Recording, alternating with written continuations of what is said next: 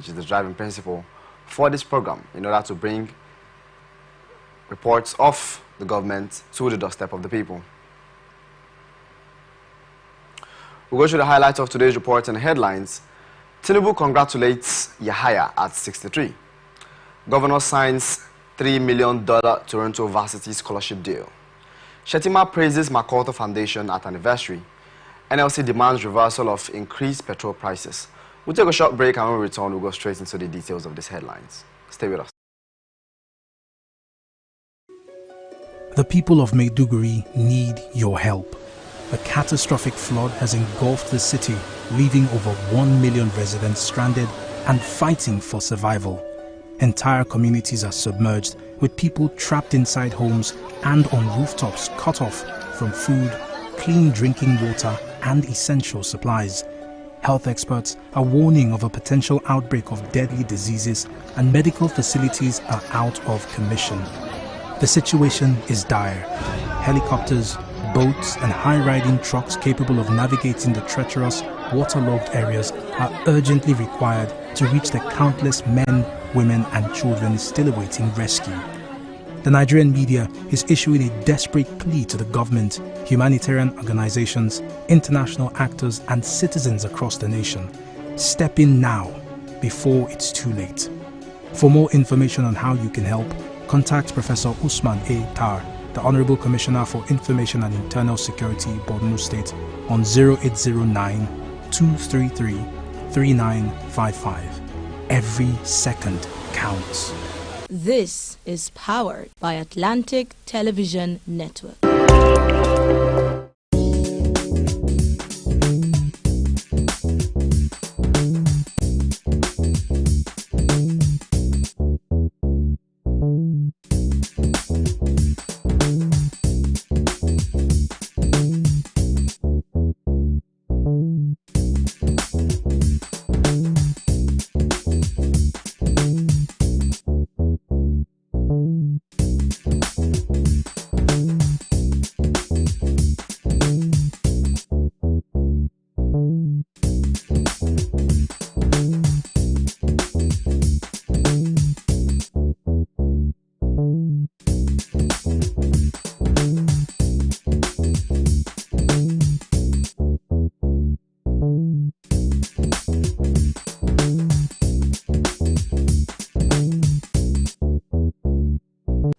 From lands across the ocean to the land beyond the mountains, through the Sahara,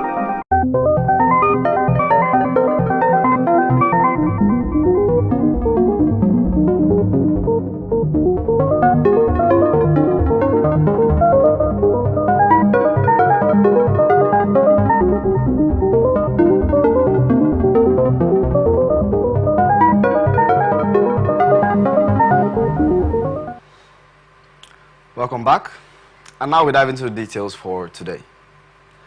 Analyst has reiterated that the police is an agency that is meant to maintain law and order, therefore cannot disobey orders of the court. Speaking on Atlantic Television Network program Open Conversation, political analyst Obinna Ikem opined that the police are a neutral force in all ramifications. A judgment barring police from participating in the illegality which the governor wanted to perpetuate against Rivers people, called a local government election. Election that did not follow the rules, election that did not follow the guideline, election that did not follow the Electoral Act, election that did not even follow the law that created RISEC in Rivers State.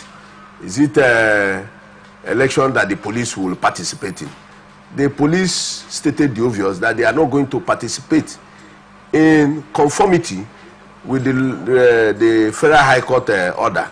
Why would he want the police to come and defy or disobey the law of the land, disobey the Federal High Court order, the way he has been? He wants the police to join him in disobeying court orders, and that is what the police said. They said they will not be part of it, and the police, as long as we are concerned, as long as Rivers State Police Command is concerned, they are neutral in all ramifications. The police have been doing their best. Mr. Ikem further tasked the new Commissioner of Police, Mustafa Mohammed, to remain focused and to continue to protect the people of River State. Remain resolute and continue to protect the Rivers people and do what is right and what is legal. That is what we expect. We don't expect anything less from an institution that is created by.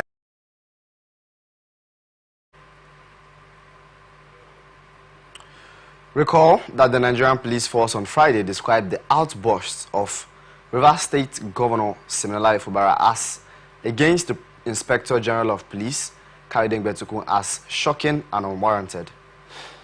Rivers State Police Command has commenced a full-scale investigation into the post-election violence that rocked several local government areas of the state, leading to the loss of lives and the razing of 3 local government areas on Monday.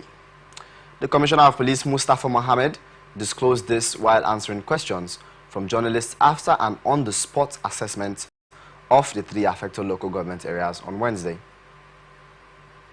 Mohammed also revealed that a high-powered investigation team of seasoned police officers led by the Deputy Commissioner of Police, State Criminal Investigation Department, has been assigned to the task. He added that the report will be submitted to the IGP upon completion of the findings.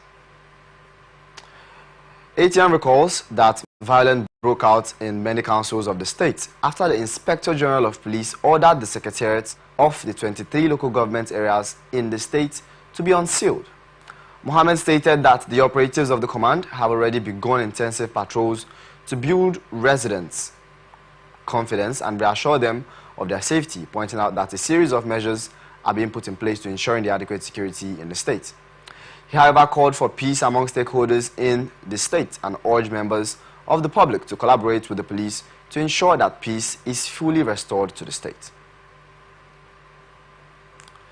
In a different story, 15 suspected internet fraudsters were on Monday arrested by the operatives of the Benin Zonal Directorate of the Economic and Financial Crimes Commission in Benin City.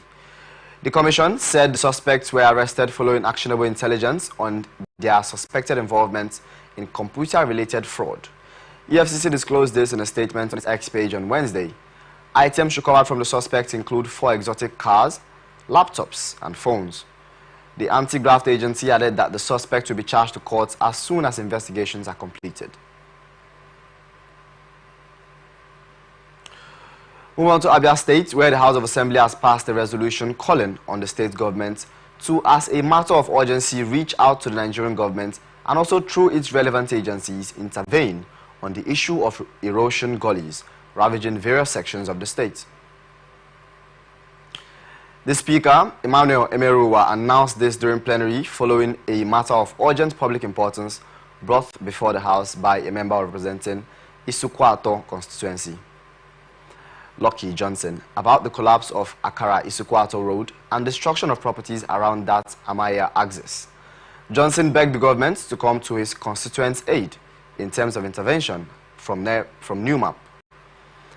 The Ministry of Environment and others, as well as remediation and palliative support, as their means of livelihood has been greatly affected by the incident.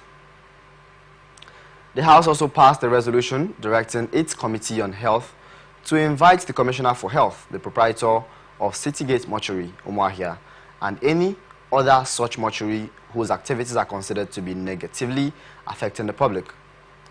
They were told to appear before the House for an interaction. This followed a matter of urgent public importance presented to the House by the member representing Isialangwa North Constituency, Ugochukwu Ihionokwe, on the alleged nuisance being constituted on a daily basis along the Aba Road area of Umuahia. Minister of Works David Umahi has threatened to terminate the contract of Reynolds Construction Company on the Lagos-Ibadan Expressway of the contract if the contractors fail to mobilize to site on the next 7 days.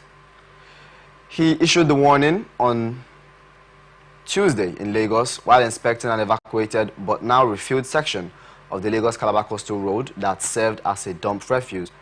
Umahi, made while fielding the questions to journalists, said RCC has delayed on the completion of the section of the road to disagreement about negotiations between the contractor and the ministry, while Mrs. Lucilos Beja PLC has completed Section 1 of the expressway from Lagos to Shagamu interchange. The minister said that could not be said of Messrs RCC, as about 3 kilometers of the Ibadan-bound section of the road has already been completed. While inspecting the ongoing construction of the first 47 kilometers of the Lagos-Calabar Coastal Highway, the minister said it would be ready by May next year. Meanwhile, the minister has said that the deplorable portions of the Lagos-Abeokuta Expressway will be reconstructed as a concrete pavement. He stated this on Tuesday during an inspection of the ongoing emergency repairs of 7-kilometer stretch of this road within Lagos State. Manager of a ferry that capsized on Monday in Lagos State has been arrested for alleged negligence and failure to comply with safety regulations.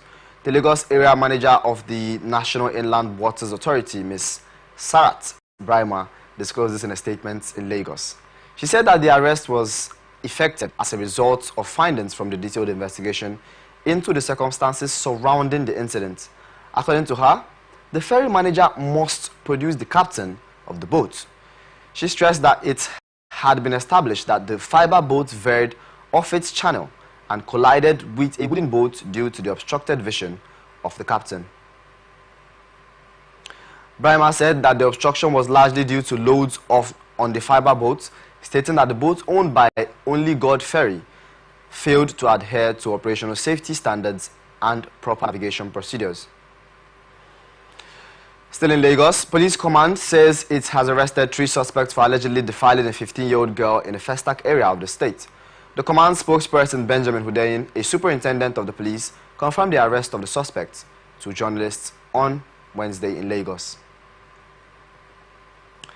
Hundeyin identified the suspect as one Vincent Omar, a 22-year-old, Leonard Nwodo, a 32-year-old, and Henry Chioki, a 17-year-old. He said that a complainant reported the case at Area E, Festac Command, on 26 September on behalf of the teenager. He said the survivor alleged that she met Omar sometime in 2022 when she was 13 years old, and they exchanged phone numbers, and ever since then he calls her on phone to come to his house and he asked her to engage with him sexually.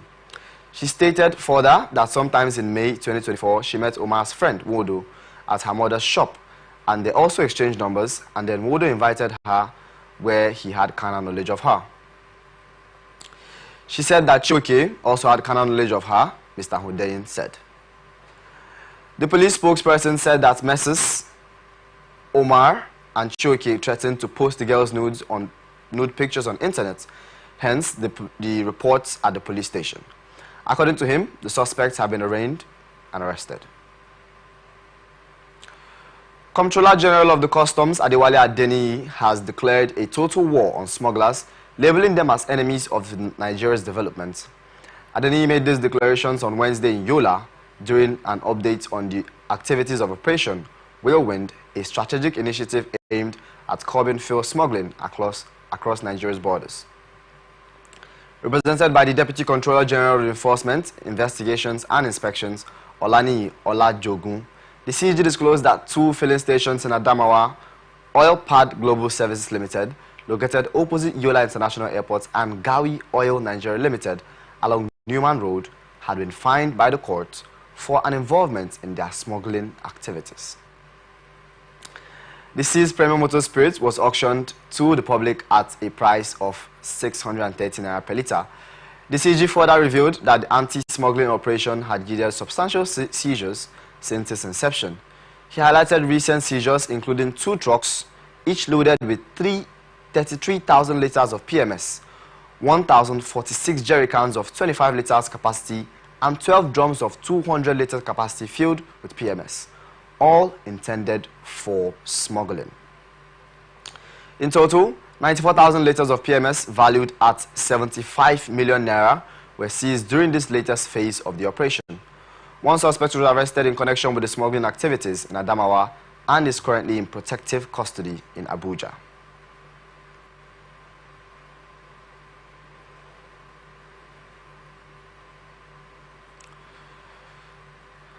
NAFDAC on Wednesday destroyed various categories of harmful products worth 10 billion naira in Gombe.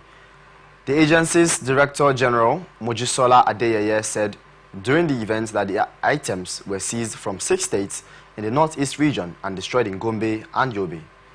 The NAFDAC boss, represented by the Zonal Director of NAFDAC, Kenneth Azukwe, said the products included food, drugs, and other regulated items.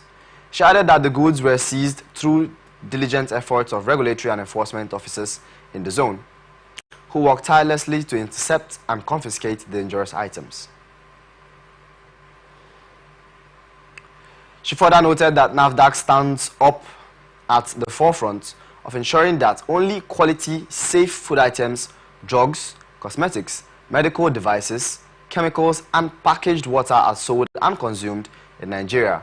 They said, with steadfast commitment to protecting and promoting public health, NAFDAC has implemented rigorous standards and innovative practices that set a benchmark not only in Nigeria, but also on the global stage. Our agency's dedication to excellence is reflected in its comprehensive regulatory framework designed to safeguard the health of millions. As we proceed with this destruction exercise, let it serve as a clear message to unscrupulous individuals and entities that NAFDAC will not relent in its efforts to protect the health of Nigerians. She further explained that the agency would continue to strengthen regulatory frameworks, enhance surveillance on the shore, and that violators are brought to justice. Through meticulous inspection, cutting-edge technology, laboratory analysis, and robust enforcement, NAFDAC ensures that only the highest quality products will reach the market, she concluded. According to her, the unwavering vigilance has earned NAFDAC international recognition and collaboration with health agencies leading worldwide. She emphasized that NAFDAC embraced advanced technologies and fostering a culture of continuous improvement. She said NAFDAC remains agile and responsive to emerging challenges in the dynamic landscape of public health. Today's exercise is a testament of our commitment to rid markets of substandard, falsified, and unwholesome products that pose serious risks to public health. These products, if allowed to circulate, can cause untold harm to countless individuals. By removing them from the circulation, we will take decisive stand against those who seek to profit at the expense of other people's safety. NAFDAC's coordinator on Gombe, Mr. James Agada, said some expired products were voluntarily handed over to the agency, reiterating NAFDAC's resolve to safeguarding the lives of the masses. On his part, Gombe State Commissioner of Health, Habi Hadiru, commended the agency for their good job, which he said contributed to reducing the spread of diseases in the state. Still in Gombe, President Bola Ahmed Tinubu has felicitated with Governor Inuwa Yahaya of Gombe State, who is also the chairman of the Northern State Governors Forum, on his 63rd birthday. Tinubu, in a statement by his spokesman, Bayo Onanuga, thanked Governor Yahaya for his dedicated leadership of the NSGF and for ensuring that the forum remains a purposeful force in rallying leaders to address the multifaceted challenges and promote regional cooperation and sustainable development. He acknowledged the governor's steady strides in education, economic development, infrastructure, and agriculture, noting that these efforts have improved the quality of life for the people of Gombe and made healthcare more affordable and accessible. The president particularly commended Governor Yahaya for reintegrating over 350,000 out-of-school children in the state, significantly improving examination pass rates. He then prayed that Gombe State will continue to witness more prosperity under Dan Majen Gombe as he builds on the achievements that have endeared him to the people for the past 5 years of his tenure. Chief of Army Staff Lieutenant General Taoreed Lagbaja has ordered a probe into alleged administrative discrepancies at 3 Brigade in Kano. General Lagbaja also ordered the suspension of the brigade commander, Brigadier General M.A. Sadiq, to ensure a thorough investigation. The probe was launched after reports of administrative discrepancies within the Army brigade surfaced on social media. Army spokesperson Major General Onyema Nwachukwu announced this in a statement on Wednesday, October 9th. According to General Nwachukwu, the Army, being a self-regulatory institution founded on the bedrock of discipline, justice and accountability, has zero tolerance for indiscipline and would therefore not condone any form of misconduct or illicit actions and inactions that could undermine the threshold of its values and principles. The spokesman assured the public that the allegations will be thoroughly investigated and appropriate administrative action will be taken. President Bola Tinubu has congratulated former First Lady of Kebbi State, Dr. Zainab Shinkafi Bagudu, on her election as President of the Union of International Cancer Control. The President described Shinkafi Bagudu as a renowned pediatrician with a distinguished career in public health. According to a statement issued on Wednesday by Bayo Nanuga, the special advisor to the President underscored the historic significance of Dr. Shinkafi's election on October 8th as the first African and the fifth woman to lead the Global Cancer Control Organization. He noted that her election attests to her competence and character and affirms the enormous talents that abound in Nigeria. President Tinubu described Shinkafi Bagudu's ascension in the organization as a landmark achievement. He further said it was a testament to Nigeria's growing influence in global health leadership. The statement informed that Zainab Shinkafi Bagudu founded the Medicaid Cancer Foundation. She is also a senior advisor to the Coordinating Minister of Health and Social Welfare and also the Vice Chair of Nigeria's National Task Force on Cervical Cancer Elimination. It said, through the Federal Ministry of Health and international partnerships, Nigeria has successfully vaccinated 12 million girls against the human papilloma virus, a leading cause of cervical cancer. The administration has allocated 37.4 billion naira to the Ministry of Health Oncology Initiative. According to the statement, this initiative will facilitate the establishment of 6 cancer centers across the country within 2 years. They will be located in teaching hospitals in Benin, Zaria, Katsina, Enugu, Jos, and Lagos. President Tinubu expressed confidence in Dr. Shinkafi Bagudu's ability to use her new office and leadership to improve cancer control and global health. In a different story, Swiss Federation has donated 1.2 euros to the Borno State Flood Disaster Relief Fund to provide the much-needed support to the victims of the flood disaster in the state. The donation was announced by the Swiss ambassador to Nigeria, Nicholas Lang, who led a delegation of the Swiss embassy to a sympathy report visit to the Borno government house, Maiduguri, the state capital. Mr. Lang was accompanied by Nicholas Martin Achard, the senior humanitarian advisor, and Florent Gill, the senior political advisor at the Swiss embassy. The ambassador says that Switzerland had supported the Borno model in 2023 with about 700,000 United States dollars. They said, this contribution has been given full implemented in due time and purpose. The Borno model is a program for the mass exit of armed Boko Haram insurgents and civilians trapped in the lines of conflict. These donations in 2023 and 2024 demonstrate Switzerland's continued support and solidarity with Borno state government and the people of Borno affected by the crisis. Responding, Governor Babagana Zulum thanked Lang and his team for taking time out of their busy schedule to pay this sympathy visit to Borno State and the Swiss federal government for the general donation to the affected flood victims.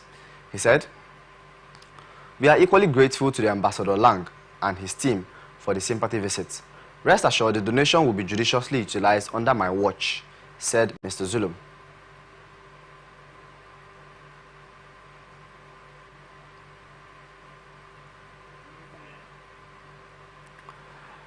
Reports that the floodwaters displaced more than 1 million people in around Maiduguri, which serves as a hub for the responses to the humanitarian crisis in the northeast in one of the worst floods ever.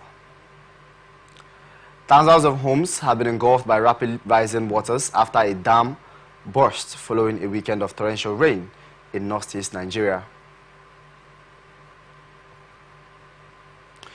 In a different story, at least 11 people have been killed, several injured, and multiple residents abducted following a series of coordinated attacks by armed bandits in the communities of Kankara local government area in Katsina State. It was gathered that the attacks began earlier this week and have left many residents in fear and disrupted farming activities across the affected areas. Local sources said the attack started on Monday in Kukasheka village, where 4 people were killed and others were wounded. The violence escalated on Wednesday with more casualties in different villages. In Amarawa, bandits killed 4 people and injured 1 in an early morning assault, while in Dangandi village, it saw 1 fatality and the abduction of 7 villagers. In Tudu village, a woman named Saudu was kidnapped during a mid-morning attack around 9 a.m. Residents of Kankara local government area have expressed growing concerns over the lack of insecurity and increased threats to their lives and livelihoods. The bandits' activities have also prevented farmers from accessing their crops, deepening fears of food insecurity in the region. However, residents explained their frustration, lamenting that banditry has made it nearly impossible to harvest their crops safely. One resident shared a personal tragedy, recounting how his father was attacked on their farm just 2 days after the same group killed his brother.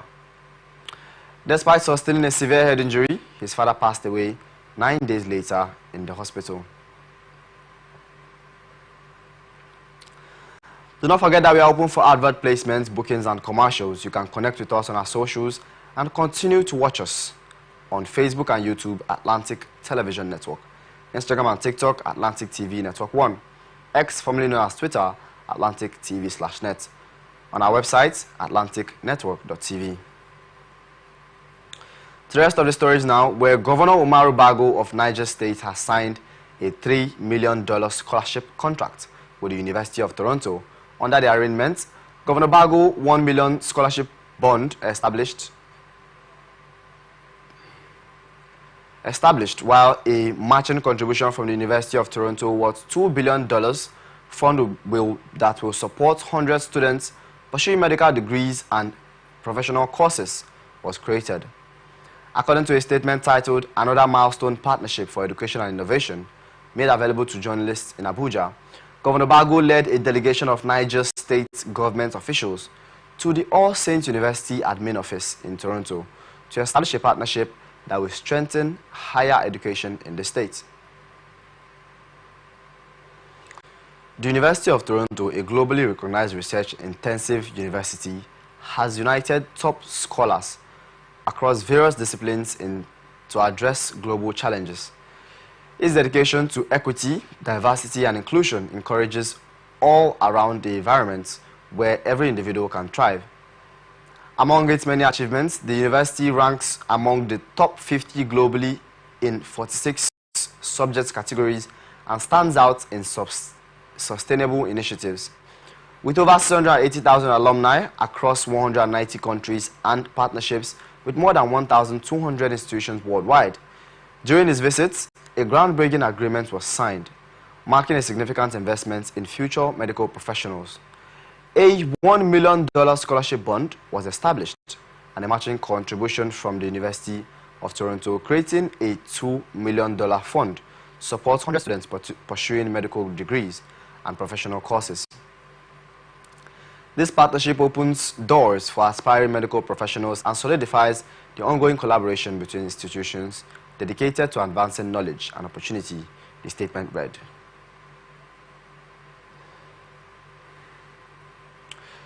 Minister of FCT Barrister Nyesom Ezewanwike on 8 October 2024 received the delegation of the Asset Management Corporation of Nigeria, led by its Managing Director Benga Alade, who visited to pay homage to the Minister of FCT. Wike, in his address, congratulated the MD and his team on their appointment by President Bola Ahmed Tinubu to manage AMCON and urged them to remain focused in the discharge of their duties. We were aware of the role of AMCON it is not easy. When as a governor, I try to relate with AMCON. Even the assets you are talking about, some of their assets are subject to litigation. And I remember recently, if I were invited the director of lands, I got a letter from AMCON about a property that we revoked. And you are saying that that asset you took it over this, and you see that's the mistake we make. If the asset you took and the person who owned the asset before he took the asset did not fulfill the conditions of the CFO, we have the right to revoke. And that does not mean that we are revoking the property asset, AMCON has taken over. We're all government who can sit down and sort out problems. Every government agency has to work together. In this country, so many people take loan, and without even applying the loan to what they're supposed to do, they just use it for anything. They say that, well, we're there, after all, tomorrow nobody knows what will happen, they will write it off, all those kind of things. So you require tough management, you require tough leadership to say, no, enough is enough, we can't. He said President Tinubu has identified competent individuals to change the country's narratives and expressed confidence that the MD and his team had what it takes to bring about positive change, pledging his full support to AMCON. The office you're occupying is not an easy office. It's an office that comes with a lot of challenges. It's an office that requires blackmail. It's an office that you have all kinds of things. By the time you don't do their deeds,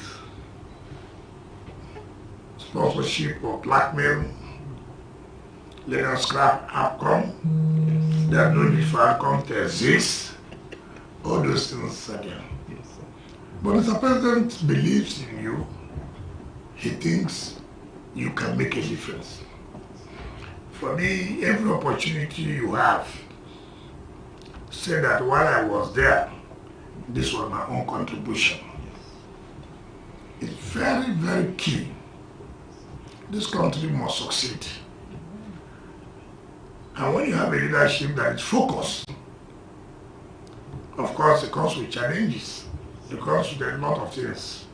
People will want to distract you. People will want to say all kinds of things to make you lose focus and interest. But if you believe in this country, like I know Mr. President believes, that's why for him to identify people who can handle this and make it look like we're serious, we're willing to change the narrative. And I believe you have what it takes. So it's an opportunity that you have.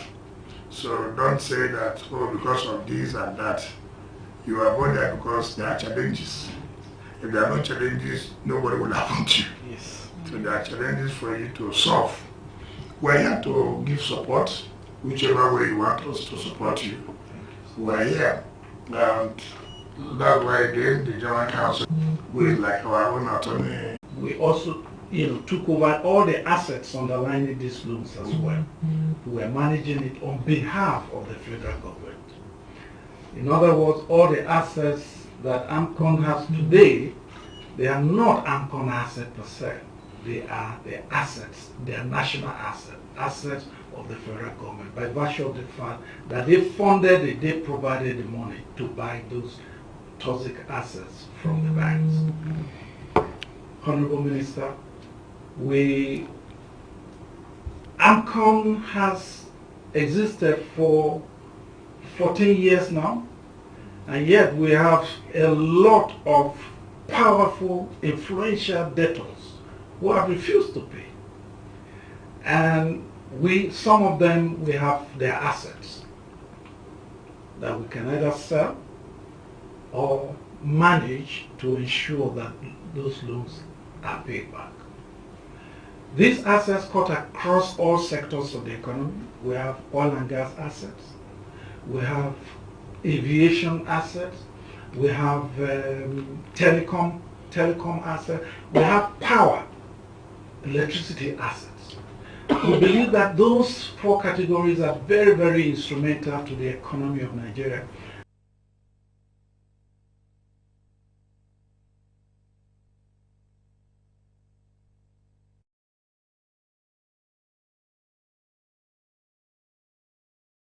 As Nigeria prepared to host African military games for first time in November 2020,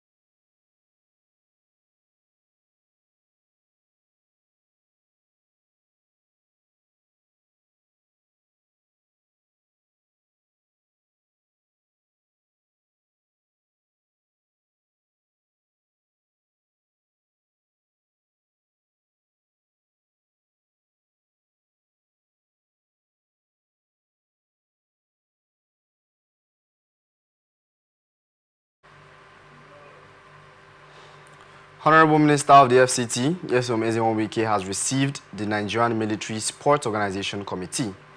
In courtesy visit led by the Chief of Defense Staff, General Christopher Musa, seeking for his support and asking him to be the ground host of the second edition of the African Military Games in Abuja, Nigeria, coming up in November 2024. Wike, he warmly received military games team, assuring the support of the FCTA, said it is a welcome idea to host African military games in Nigeria. Hence, it will showcase the capital city called Abuja with economic benefits. Our Abuja correspondent Joseph Moses Moyinka reports. to host African military games for first time in November 2024, with 44 African countries competing for medals in 19 games.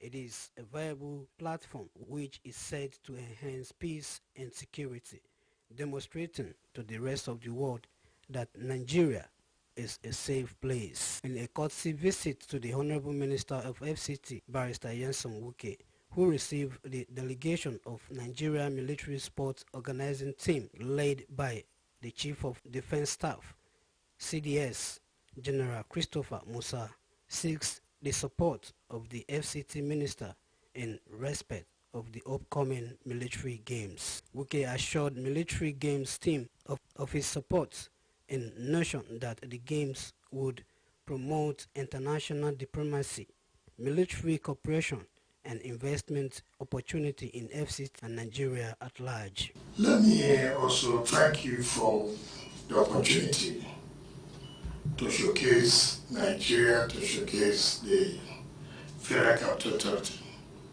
This African Military Games that is coming up in November in Abuja will also showcase the city called Abuja, where over 40 countries will be participating. It is a welcome development. One, the economic activities. Two, it will also show that Nigeria is safe, Abuja is safe.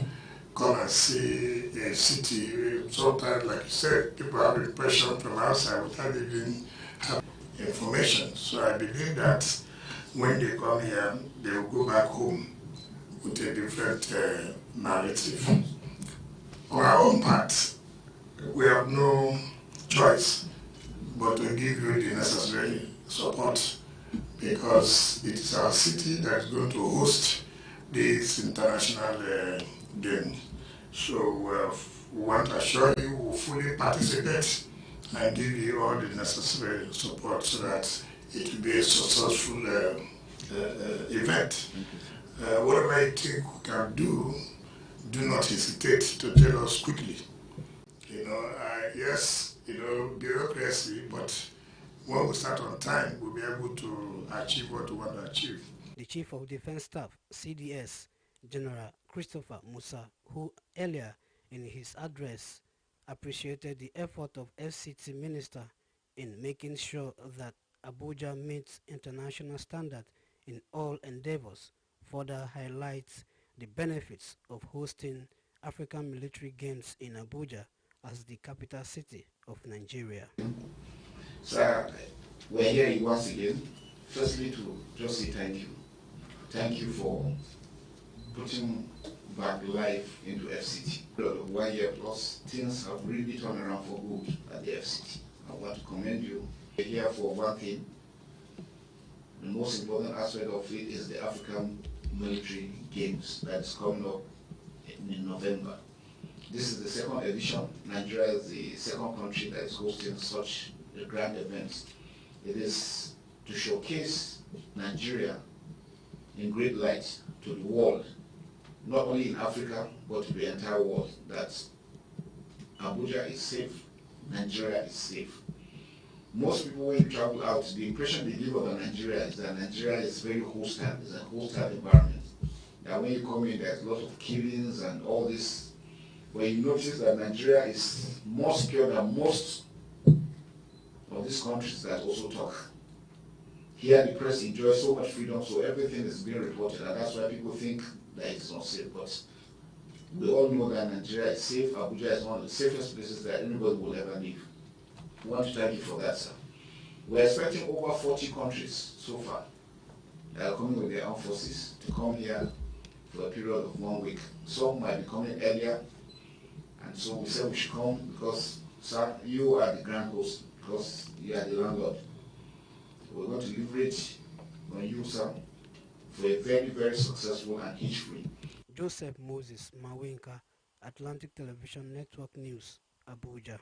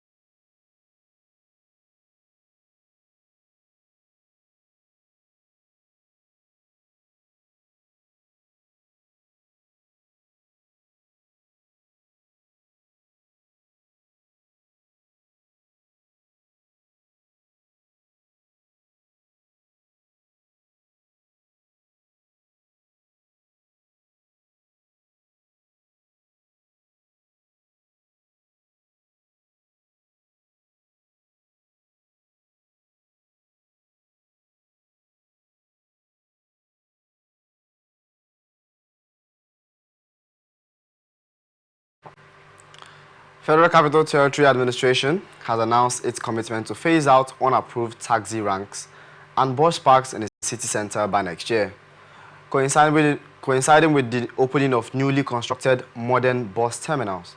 The FCT Minister Nyesom Wike made this known during an inspection of the bus terminals currently being developed at the Kugbo and Magbushi area of the FCT. Wike explained the importance of providing alternatives for commuters before cracking down on illegal park operators. He expressed satisfaction with the progress of the construction and indicated that the contractors were optimistic about completing the projects ahead of the 15-month timeline scheduled for October 2025. He said, "I am thrilled with the progress made here. The site was launched on July 1st, and in just 3 months, you can see the significant achievements. Although we allocated 15 months for completion, the pace at which these contractors are working suggests it could finish sooner. I am optimistic the residents of Abuja will soon witness a transformed landscape alongside a more efficient transportation system," he said. You're watching Government and Public Service Report on Atlantic Television Network. We'll be back after this short break. Stay with us. As Nigeria prepared to host African military games for first time in November.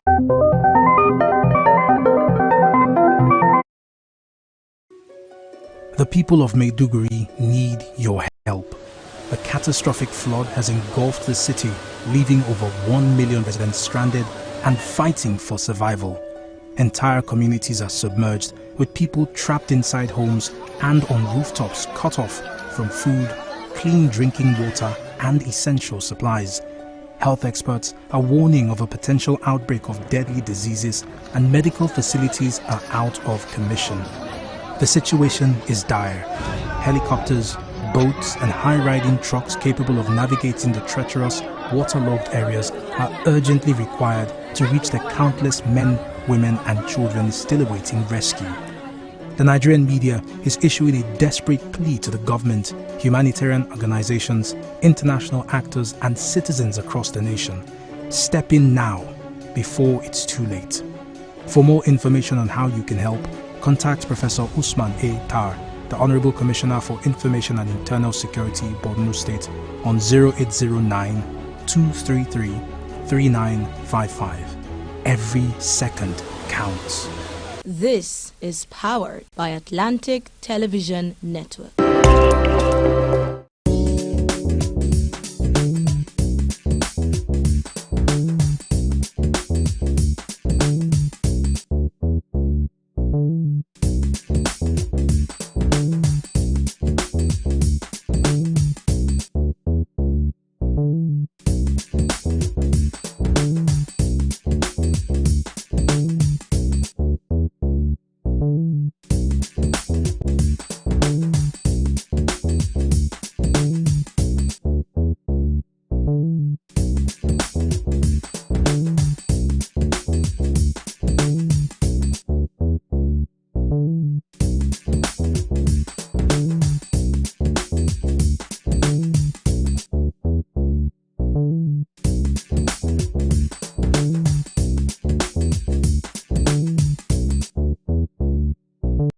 From lines across the ocean to the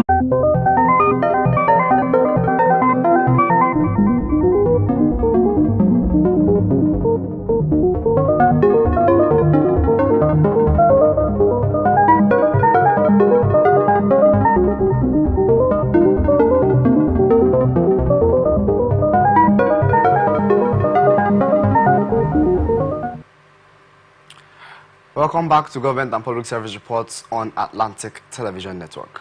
Now to the rest of our stories. Vice President Kashim Shettima says the MacArthur Foundation has demonstrated the importance of collaboration in advancing democracy in Nigeria. Shettima spoke in Abuja on Wednesday at the 30th anniversary of the MacArthur Foundation, represented by Hakeem Bala Ahmed, his special advisor on political matters. The Vice President said 30 years represent a journey marked by commitment, courage and a steadfast vision to uplift the most vulnerable people. He said the MacArthur Foundation's thoughtful selection of areas to intervene has solidified its position as a voice of the vulnerable. The Vice President said it was symbolic that the MacArthur Foundation had witnessed Nigeria's transition from military to democracy. He said, "Our imagination for a new society is where one non-profit organization like yours plays a critical role in stabilizing and advancing our collective duty to nurture and protect our democracy. After 30 years of watching your innovations, one thing is clear: no government can or should function in isolation. You have demonstrated the importance of collaboration, the value of partnership, and the cost of conflict and service delivery." In a different story, federal government says it will deepen its ties with Japan to strengthen trade and explore more opportunities in food security, healthcare, and infrastructure development. Vice President Kashim Shettima spoke on Wednesday when a Japanese delegation visited him at the presidential villa in Abuja. The delegation was led by Matsunaga Kazuyoshi, Japan's outgoing ambassador to Nigeria, and Tanaka Akihiko, president of the Japanese National Cooperation Agency, JICA. Shettima assured the Japanese government of enhanced cooperation with the Nigerian government as well as resolving any outstanding issues that may affect bilateral relations between the two nations. Shettima said, all the grey areas will be addressed. Luckily, the CBN governor is here, and two of the major beneficiary ministries are represented at the highest level. Be rest assured that in a couple of days, we are going to resolve all grey areas and put our relationship on a new pedestal. Keshima commended Kazuyoshi for his exemplary role in fostering relations between Nigeria and Japan.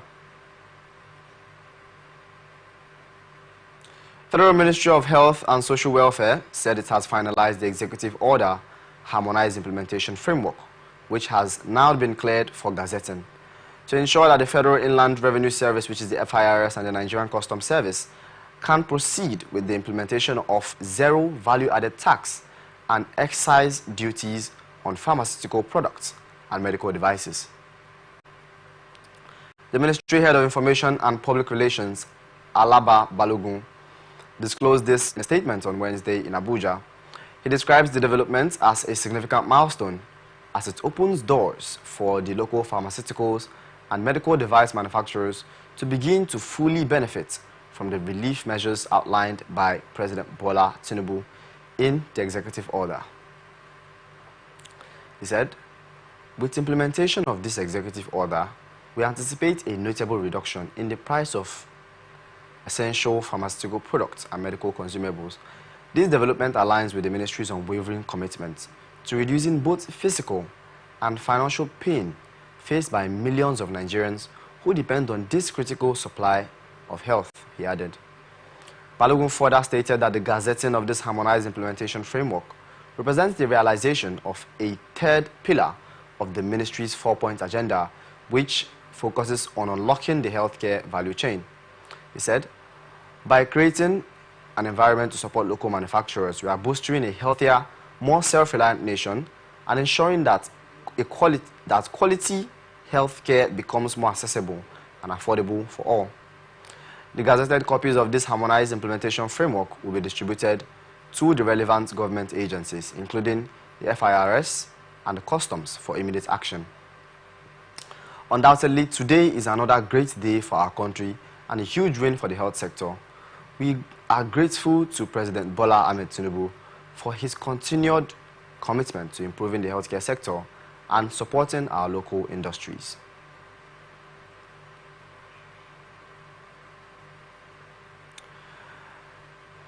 And this is where we wrap it up on this edition of Government and Public Service Reports on Atlantic Television Network in the city of Port Harcourt. I'm King David Obasi, thanking you so far for staying with us. Stay connected to us on our socials and continue to watch and stream Facebook and YouTube, Atlantic Television Network, Instagram and TikTok, Atlantic TV Network 1. On X, formerly known as Twitter, Atlantic TV/net. On our website, Atlantic TV, atlanticnetwork.tv. Peace and unity are the pathways to progress. Thank you so far for staying with us.